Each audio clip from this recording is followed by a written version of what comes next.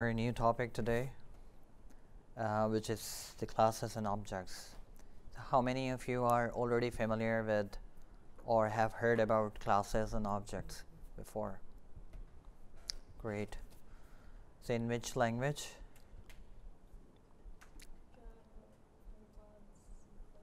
What about you? Python? Okay. So you have already you are already familiar with these things, right? Okay. Okay, so just to give you an overview, many of today's programming languages are object-oriented, but that is not the only way to program. To understand when and why using object-oriented programming language can be beneficial, it helps to compare it with a common alternative, which is a procedural programming language.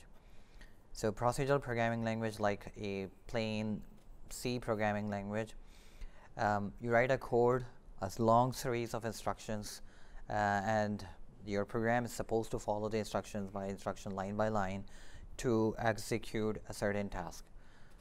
Okay, now you can arrange your long series of instructions in a modular form, like arrange some portion of the instructions in functions that we have already studied, and subroutines, like some portion of the instruction you can arrange it in a separate file, but the end goal would be same, getting from point A to point B. Okay, so it is same as like following a recipe to bake a cake. So what you do is the first step you mix the ingredients together, pour them in a pan and put them in the oven, and there you go, you got the cake.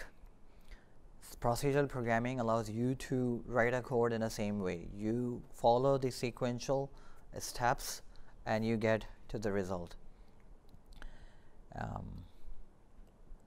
To approach the same task of baking a cake in an object-oriented manner, rather than describing a sequence of steps, I would rather describe each of the objects to accomplish the required task. That is like a mixer, a pan, and the oven. So instead of writing a single large program, I would arrange my code or program in several different objects, each of which have their own identity, their own interface, their own behavior. So if you remember that I talked to you guys about, gave an example of a microwave oven. So consider microwave as a class in which you provide or you create new objects, different objects. Like you can warm any food in it. You can also prepare popcorns in it. And you have also in the interface, microwave interface, you have different buttons, different options to select. These are the different behaviors that can be associated to any objects. So the idea here is that we can talk about and use these programmed objects similar to objects in the real world. Okay, the mixer can mix ingredients together, and I can pour the mixer into the pan, and the oven can bake whatever I give it. The end result of the procedural approach and object-oriented approach is the same. The both approach made a cake, but the way we thought about coming down to a solution is different. Okay, so we cannot say that either of these two approaches is better. One at some points in some tasks, maybe procedural programming is better, while for the majority of the tasks, object-oriented ways approach is better. So what do you see an immediate benefit of having creating a code using object-oriented approach? Is there any advantage that comes into your mind? Hold on for a while, Stella. Anybody who are just listening to this term for the first time? Yep. Oh, no, I thought you were asking. Yeah, I'm asking you. For the first time? No, I don't know. So there's one way, like you write a sequence of steps, right? You follow these steps and complete the task. Another approach is we create objects, and with the help of those objects, we perform the same task. Yeah, Alex? Might be a dumb answer, but is it like less complicated in a way, and it's also easier to kind of organize if you have separate objects versus just one vector? It's a complicated, that's true, a little bit complicated. It's also organized. Another advantage, the most significant benefit of object-oriented way. Stella, you want to say something? Yeah, I was thinking it's like less repetitive, like you avoid repetition. Sorry, say that again. A bit louder. You avoid repetition in your cake. Exactly, yes, we avoid repetition. So, for example, instead of baking a cake, if I would want to bake muffins, I would follow the same procedure again. But if I have the objects already prepared, I would use the same objects to prepare different things. Okay, once the object mixer is ready, I can use mixer object to prepare many different things, right? Agreed? So this is the same idea here. So in order to avoid having like redundant codes or repetitive codes, we can use the already created objects for different purposes. Okay. So in like practical world, we pretty much everything is now object oriented based. So whatever application that you're using on your phones, they are also object oriented based. But when I was learning programming for the first time, I found out that it is pretty easier and straightforward to implement any app or task using a procedural way, following the sequence of steps. Because thinking object-oriented way might be a little complicated, but when your application grows, if it scales up, then you may get to realize its significance. Okay. Now, the objects has nothing to do with the complexity. For example, this computer is also an object. Mobile phone is also an object, and we have like hundreds of components, electronic parts in the mobile phone, right? So objects can contain another objects, just like a mobile phone. So mobile phone has an object. I would say that it has a Wi-Fi module that may be considered as a separate object. It has a camera module that is considered as a separate object. Okay, so object can contain different objects as well. So again, the idea behind the object-oriented programming is that it makes thinking about and discussing the programming similar to thinking about the real-world objects. So for example, this chair is an object. I would say that another chair is also an object. But are these two same objects? This chair and that chair are different objects. They have different identity. This chair may be occupied, that chair is empty, but if this chair is occupied, it does not mean all other chairs are occupied too. Okay, so this is not only restricted to this, we may also have some attributes associated to the objects. It may be their size, it may be different colors, or it may be something else. So all objects have identity, unique identity. Every object is different, and they have attributes. It could like they may have different colors, different size, it may be occupied or not, and behavior, what objects can do. Just like a mixer, what is the behavior of the mixer? It mixes the ingredients. We can associate we can have different behaviors associated with the same object. Like we can empty the seat, we can reserve the chair, we can fill it up, we can clean. Different behaviors we can perform on a certain object. Okay, these are just theoretical things, and it will be more clear when we get to the programming part. Okay, so we have been talking about objects that are like tangible, that we can hold, like a computer, mobile device, but there are objects that you need to define in computer which are not tangible. For example, date, timer, bank account. So the bank account is a well-defined concept which does not exist physically, but it is a well-defined object. We can have two bank accounts with different identification numbers, may have a different balance, right? And we can perform certain operations on it, like we can deposit money in it, we can withdraw from it as well. Okay? So these are just examples of an objects in computer.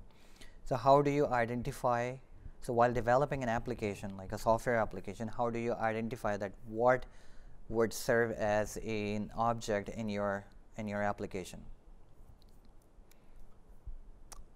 It sometimes becomes challenging. So for example, if you're defining a mug, a computer, or a chair, this is clearly like you can consider it as an object. But what if you are developing an application like a student management application or event management application? Would you consider event as an object?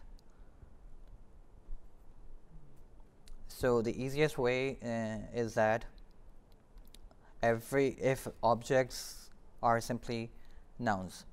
So simple test is that if you're talking about the object in conversation, and if you can put different the in front of it, then you may consider implementing that thing as an object in your program, like the chair, the document, the computer, and the bank account, the time, the event. Okay. However, you cannot say like the running, the executing. These are the behaviors associated with the object. So for example, if you create an object, the computer, then a behavior associated with the computer is maybe it is executing the simulation. Okay, so that is a behavior associated to it. All right, so objects are not created automatically. We have to have some template of which we generally refer to as classes. So it is a detailed description or the definition or simply the template of what an object will be, of what an object will look like. So it groups the data, different variables, attributes, and functions together. So if I were to give you an example of like for example, if I ask you to develop an application, a piece of code in which you are supposed to store students' information.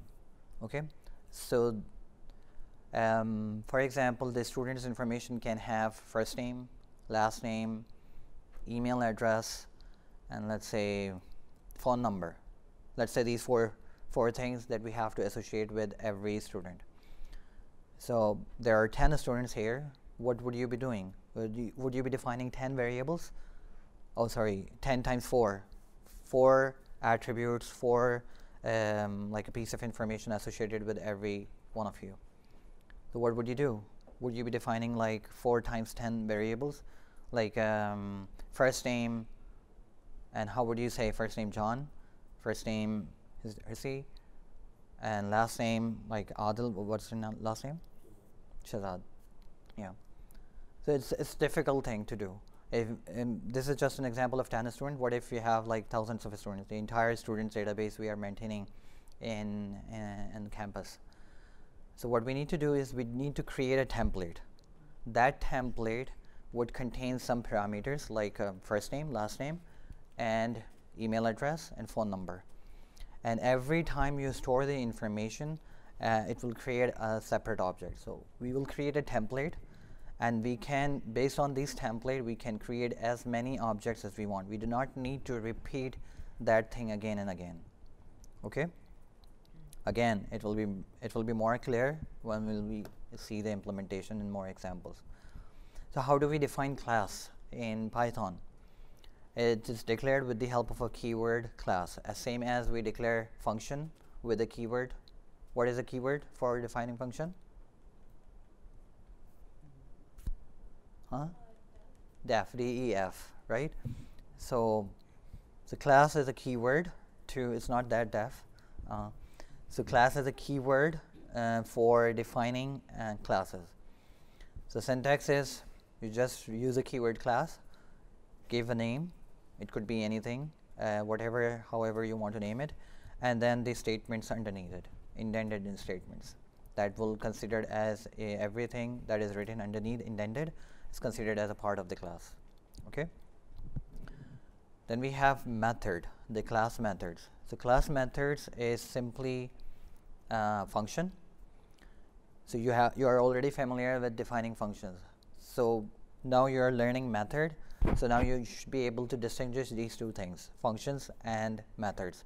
So whenever you come across a situation when you are asked to develop a function, or when I say that it's a function, then you should you should recall that function is always something independent. It's not associated with any class. Okay, and if a function is a part of a class, that is commonly referred as a method. It's the same thing, but method is a function which is a part of any class.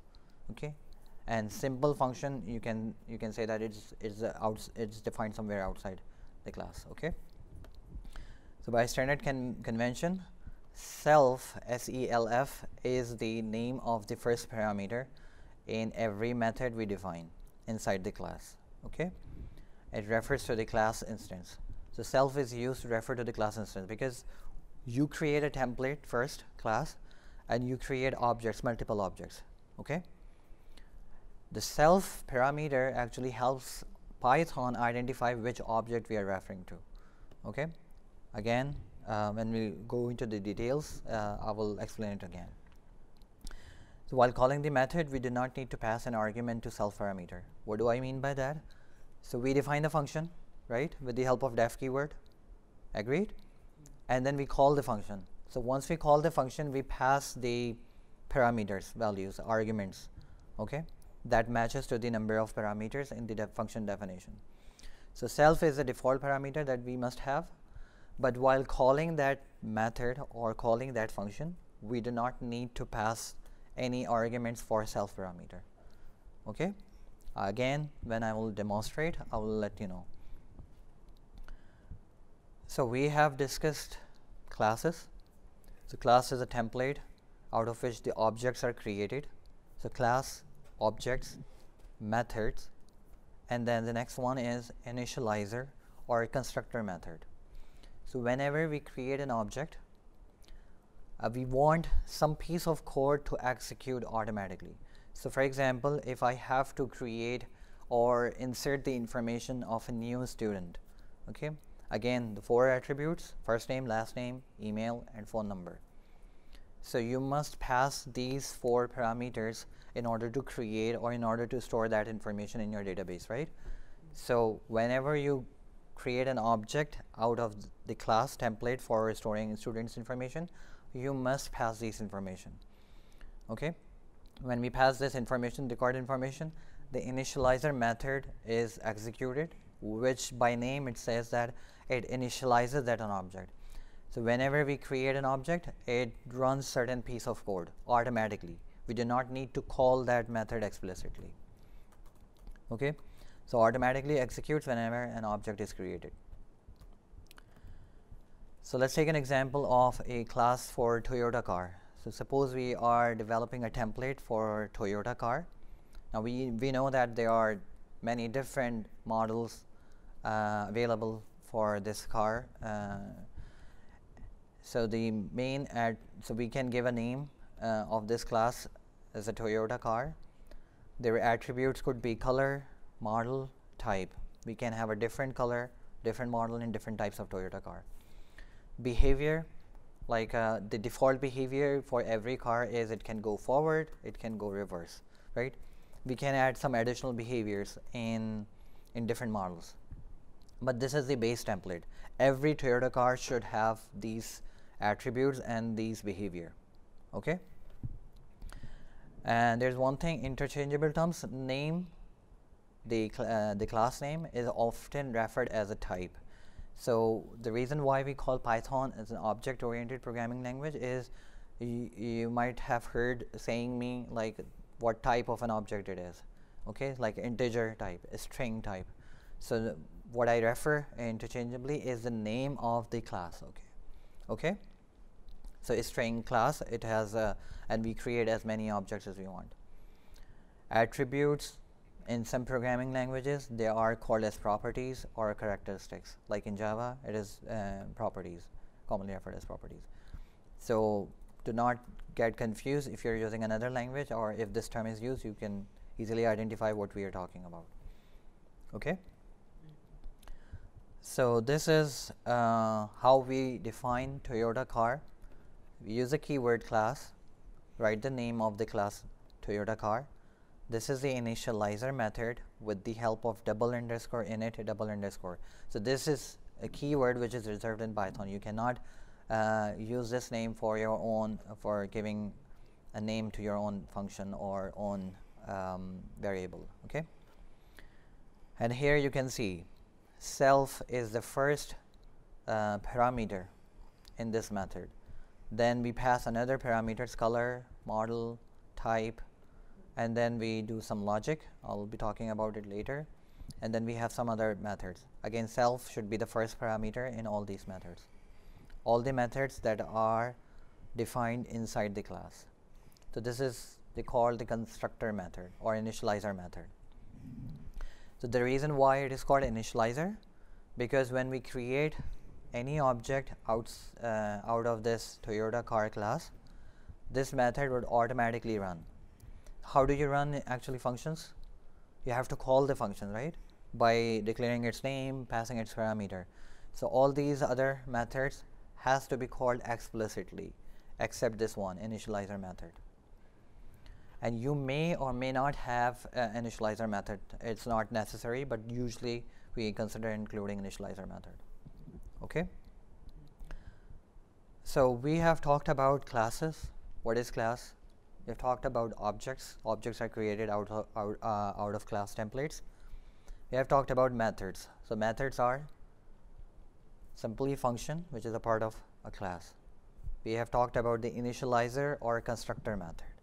Okay, what is initializer method? It runs automatically when the object is created. Okay, next thing is instance.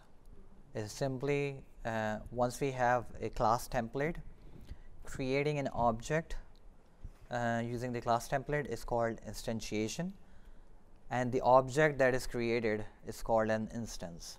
These are just some terminologies that you should be familiar with because of learning this course or object-oriented programming. Okay. So let's take this example. So when we create a Toyota car class, okay.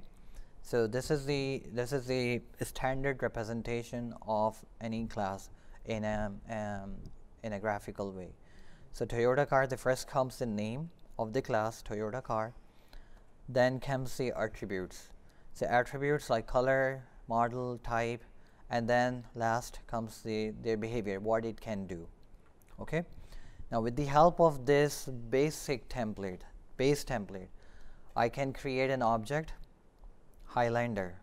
So Highlander is an object, it's a type of Toyota car which is created based on this basic class template. Okay. So Toyota, this is the object that we have created. I have given it a name, Highlander. It has a color, blue, model 2019, its type is SUV, and of course it can go forward and it can go reverse. Yep. Technically, that generation of the Highlander started for the 2020 model year. I'm a car expert. I don't think so. Well, I searched it online. I haven't copied it from anywhere. So I looked at it. It's actually, it says 2020 model, but it's released in 2019. Yeah. So they go it like this. But like, technically, the model year, the first model year was 2020. All right, thank you. Anyway, so what I wanted to say here is, based on this template, I created an object Highlander, and it inherits its base methods forward and reverse. Now I can consider adding some additional functionality in it. I'm not going into that complexity right now, but I can have another methods which additional features in this object Highlander. Okay. Now using the same template, I can create another object. Let's say Corolla. So Corolla, it has a color black. Its model is 2020. Its type is sedan, and it can also inherit the same functionality. It can go forward, it can go reverse, and again I can consider adding some more functionality in it. But this is the base template, which means that every Toyota car object that is created should be able to go forward and go reverse. Okay. So how do we actually program this? So see this as an example. So class Toyota car. So this is the first initializer method, and I'm using some keywords, self.color, self.model, self.type, this type. I'll explain it when I will be giving you a demonstration. And these are the instances. So here is the class template. So what do I mean by instances? Instance means like creating an object. Okay, creating an object of that class. So Toyota car is the class name. I'm passing the required parameters. The color is the first parameter, which I'm passing black, and 2022 is the model, sedan is the type, and I'm giving this object a name called Corolla. Okay, so this is how you create an object and give it a name. Similarly, create another object and give it another name. You do not need to retype all this again and again. All what you need to do is just use the Toyota car template, give different attributes, and give it a unique name. Okay, yeah. So self is not a parameter? Self is the default parameter which helps Python identify which instance we are referring to. So self automatically identify if you're talking about if you're talking about Corolla. So Corolla has an attribute color black and model 2022. So self automatically identify that we are talking about Corolla and its color is black. And if you talk about Highlander, so its color is blue. So self is a default parameter. It's a mandatory required parameter. It must also always be defined, and it helps us differentiate instances. Okay. Always use self. Okay, so before proceeding ahead, I would like to give you a quick demo, and then you can start off working with your labs. Okay.